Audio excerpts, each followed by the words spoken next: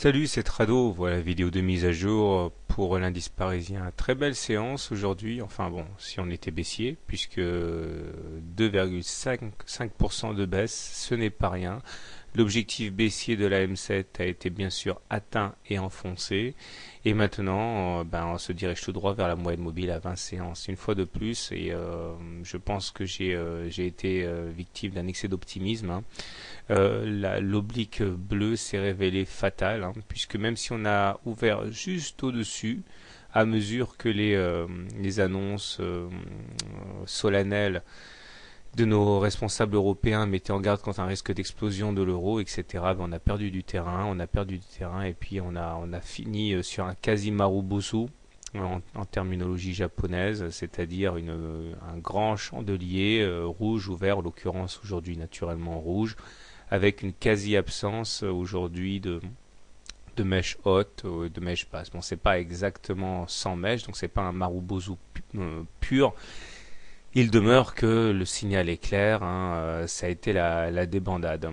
Les indicateurs techniques ne sont pas fondamentalement inversés, puisqu'on voit que nous sommes toujours au-dessus d'une moyenne mobile à 20 séances haussières, ce qui en tout état de cause préserve l'idée d'une tendance haussière à, à court terme. Il demeure que j'avais dit hier qu'on devait s'attendre éventuellement à ce fameux pullback sur la moyenne mobile à 20 séances et que tous ceux qui entraient haussier devaient s'attendre effectivement à cette baisse le cas échéant. Et bien là, nous allons voir si effectivement cette baisse va entamer l'enthousiasme de ceux qui sont entrés longs. Toujours est-il que le MACD est toujours positif, toujours au-dessus de son signal. Le stochastique, aussi bizarre que ça puisse paraître, est toujours dans sa zone de surachat, est toujours dans la zone bonne, hein, de l'indicateur.